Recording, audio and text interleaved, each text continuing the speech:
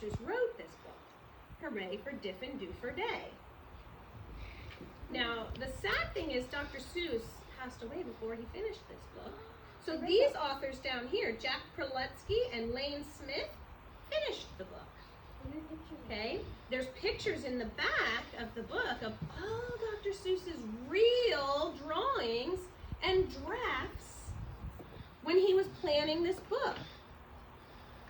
So this is one of my very favorite books. It even talks about all the lists he made trying to brainstorm, like good writers do, different names for the school.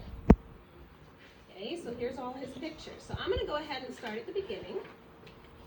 Title page, Dr. Seuss, Hooray for Diffin' Doofer Day, with some help from Jack Prelutsky and Lane Smith. I've always lived in Dinkerville. My friends all live here too. We go to Diffin' Doofer School. We're happy that we do. Our school is at the corner of Dink Zuber and Dink Zot.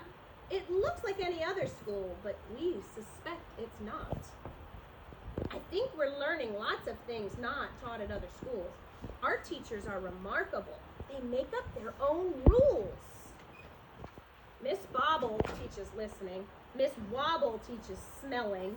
Miss Ribble teaches laughing. What? And Miss Quibble teaches yelling. What? Miss Twining teaches tying knots in neckerchiefs and noodles, and how to tell chrysanthemums from miniature poodles. Miss Vining teaches all the ways a pigeon may be peppered, and how to put a saddle on a lizard or a leopard. Now, if you look at some of the pictures here, you'll see characters and images from all of Dr. Seuss's other books. See if you can find them while I read. My teacher is Miss Bonkers. She's as bouncy as a flea. I'm not certain what she teaches, but I'm glad she teaches me.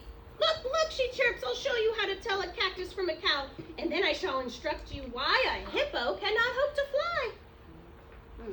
She even teaches frogs to dance, and pigs to put on underpants. One day she taught a duck to sing. Miss Bonkers teaches everything. Of all the teachers in our school, I like Miss Bonkers best. Our teachers are all different, but she's differenter than the rest. Now, Dr. Seuss was famous for making up words. Differenter is not a word. We say more different. Okay? We also have a principal. His name is Mr. Lowe. He is the very saddest man that any of us know.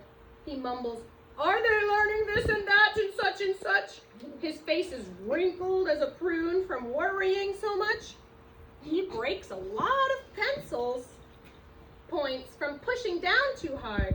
And many dogs start barking as he mopes around the yard. We think he wears false eyebrows. In fact, we're sure it's so. We've heard he takes them off at night. I guess we'll never know.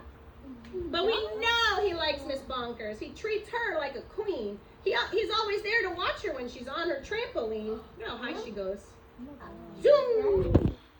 See, in the artwork, they draw these lines here to show that he's zooming. There are many other people who make Diffin' Doofer run. They are utterly amazing. I love every single one. Our nurse, Miss Clot, knows what to do when we've got sniffles or the flu. One day I had a splinter, so she bandaged me from head to toe.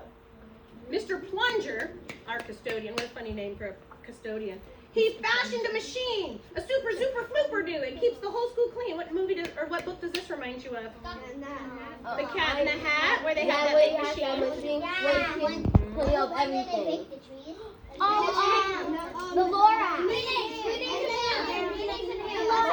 The Lorax. Our music teacher, Mrs. Fox, makes bagpipes out of straws and socks. What? Our art instructor, Mr. Bees, paints pictures hanging by his knees.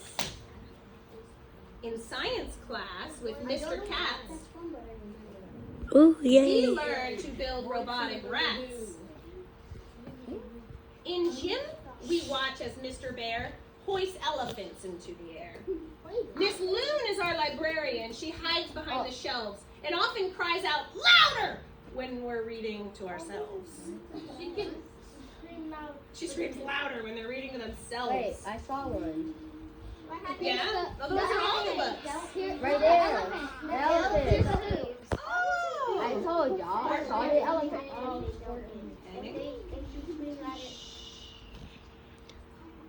We have 3 cooks, all named McMunch, who merrily prepare our lunch. They make us hot dogs, beans, and fries, plus things we do not recognize. And they cook, they sing their song, not too short and not too long. Roast and toast and slice and dice, cooking lunch is oh so nice. We were eating their concoctions, telling jokes and making noise, when Mr. Lowe appeared and howled, "Attention, girls and boys!" He began to fuss and fidget, scratch and mutter, sneeze and cough. He shook his head so hard we thought his eyebrows would come off. He wrung his hands, he cleared his throat, and he shed a single tear. He sobbed, "I've got something to announce, and that is why I'm here. All schools for miles and miles around must take a special test to see who's learning such and such, to see which school's the best.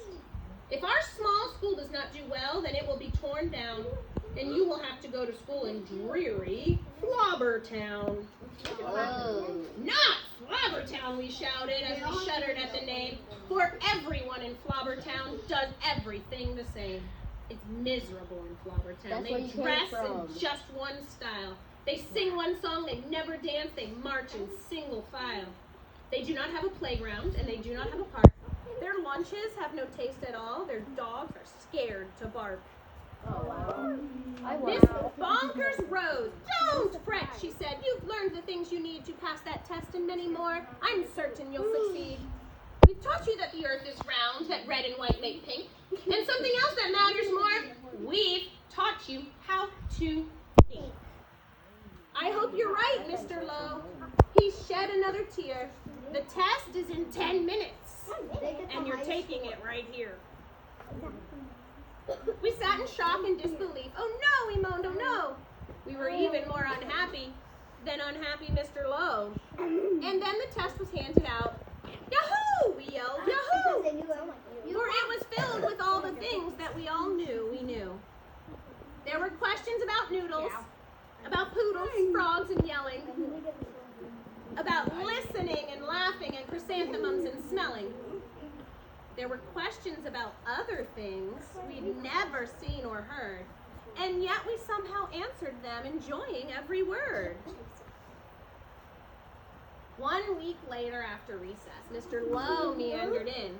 We'd never seen him smile before, but now he wore a grin. He soon began to giggle, and his giggle grew by half. And then it really happened. Mr. Lowe began to laugh. "You've saved our school! You've saved our school!" he jubilantly roared. "We got the very highest score!" He wrote it on the board. That means the other team got pulled Miss down. Bonkers did some cartwheels till her face turned cherry red. She bounded up to Mr. Lowe and kissed him on the head. "Hooray, hooray," she shouted. "I'm so proud I cannot speak." So she did another cartwheel and she pecked him on the cheek. "Ahem, ahem," coughed Mr. Lowe. "You all deserve a bow. I thus declare a holiday. It starts exactly now, because you've done so splendidly." Then we held a celebration. There was pizza, milk, and cake. Like everyone, I ate too much and got a bellyache. We laughed and whooped and hollered the entire school day long. Then we all sang triumphantly the Diff and Doofer song. All right, now get ready. Miss Griffin's going to sing. I'm going to try my best, okay? "We love you, Diff and Doofer School. We definitely do. There surely is no other school that's anything like you. You're gridulous, you're grobulous. Each day we love you more. You are the school we treasure and unceasingly adore. Oh, finest school in Dinkerville, the only one as well.